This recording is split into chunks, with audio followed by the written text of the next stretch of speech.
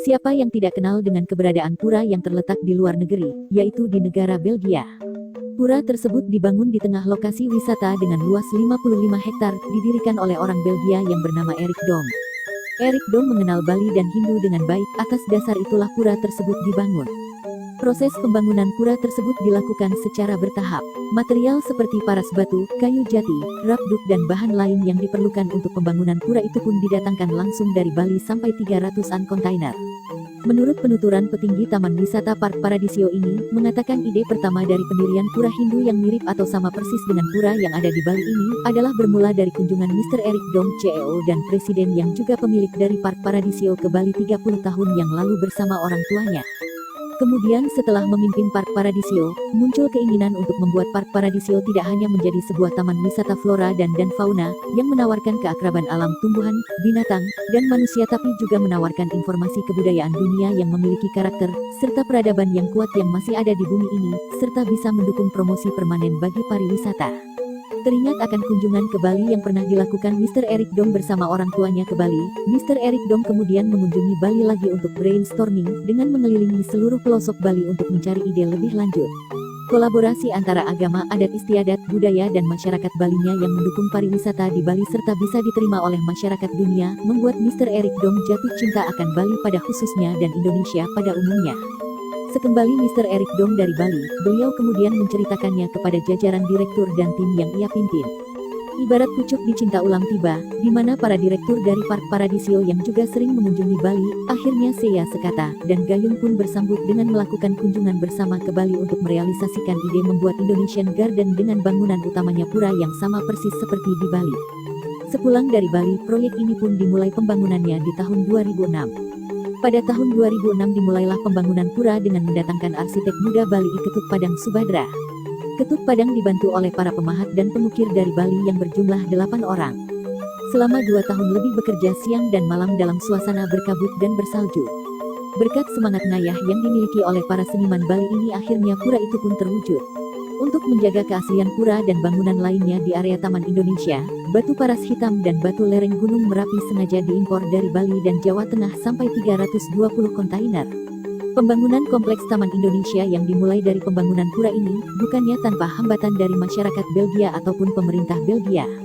Karena di lokasi Park Paradisio terdapat kastil tua, yang di Belgia sendiri sungguh sangat dihormati keberadaannya. Pemerintah maupun masyarakat pun khawatir dengan berdirinya bangunan baru akan mengurangi makna dari keberadaan kastil tua yang menjadi kebanggaan masyarakat Belgia ini.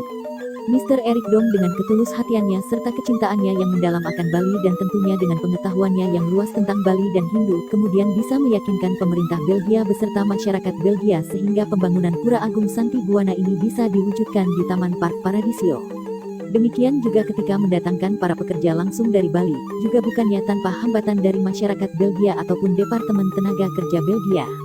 Dan lagi-lagi Mr. Erik Dom, yang sepertinya memang sudah mendapatkan restu dari Tuhan Yang Maha Esa, Ida Sang Hyang Widiwasa, tidak hanya bisa meyakinkan masyarakat Belgia, tapi juga bisa membuktikan kepada mereka bahwa keahlian para pemahat dan tukang ukir dari Bali dan Jawa Tengah memang tidak tergantikan oleh masyarakat Belgia.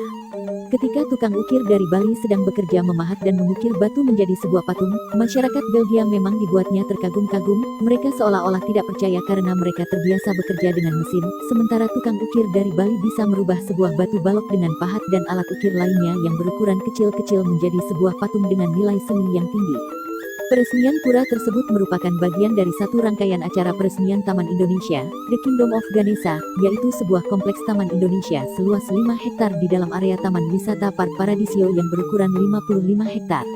Peresmian acara itu dihadiri lebih dari 800 undangan, serta lebih dari 200 umat Hindu yang datang tidak hanya dari Belgia melainkan juga dari negara tetangga seperti Belanda, Jerman, dan Perancis. Setelah berakhirnya rangkaian upacara peresmian yang dilangsungkan pada hari Senin 18 Mei 2009, selanjutnya adalah giliran masyarakat Bali yang berdomisili di Belgia pada khususnya atau yang berdomisili di Eropa untuk terus melestarikan keberadaan pura ini melalui persembahyangan rutin sehingga spirit dan aura dari Pura Agung Santi Buwana ini terus bersinar.